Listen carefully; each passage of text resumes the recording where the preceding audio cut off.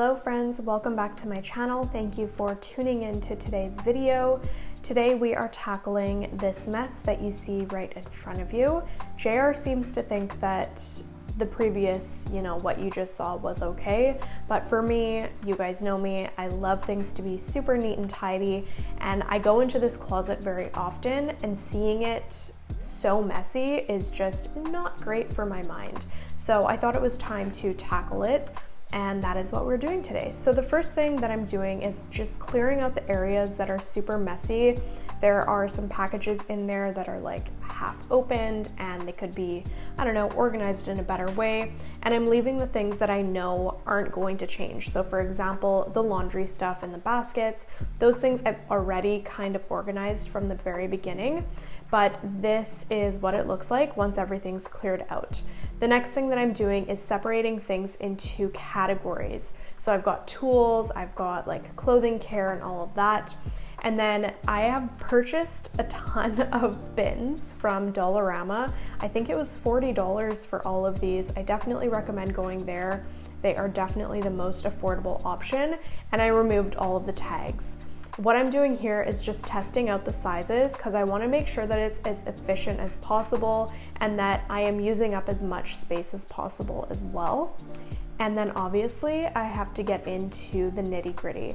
I started with the area and like the category that I was dreading the most, which was tools.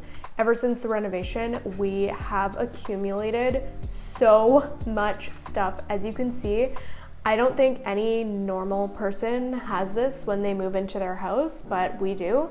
So something had to be done. I really wanted to make it super practical. I do reach for the drills every so often, as well as like the screwdriver and the measuring tape. So that's what I was doing there.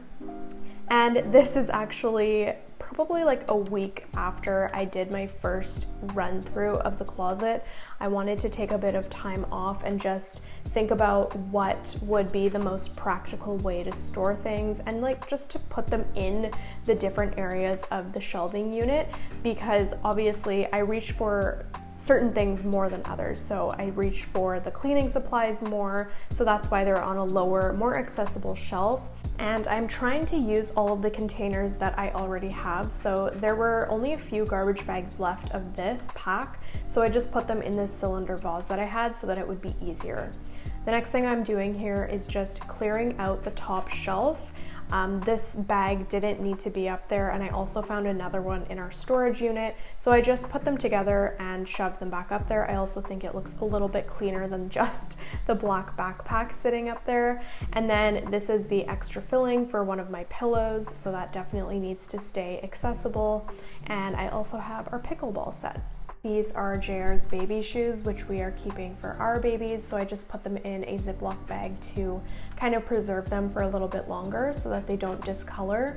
And what I'm doing now is sorting out the bins that go in our storage unit. So what I tried to do was put everything into like categories again. So one bin is actually for our wedding stuff. We had a lot of cards and just pieces that we used in the ceremony. So we stored that in one of these clear bins just so that it's easy to see. And then I also added in the few seasonal items that we have, like the Easter baskets, some Christmas ornaments, and then his stocking, and as well as the little baby things that we want to pass down to our kids. This second bin is for memorabilia. So we have been together for 8.5 years. Almost 8.5 years. So we've accumulated a lot of cards and knickknacks and photos. That is why we need an entire bin dedicated to this. And I had them originally in separate boxes, but now they're all compiled. And this is the finished product. I know I didn't show you guys every single portion, but I'm gonna go through them in more detail in just a second. But I think it's so much better now than it was before, and everything is in very practical spots. So So as you can see here, this is kind of like our backup or backstock bin. I wanted to keep everything very handy so that you can quickly grab from it.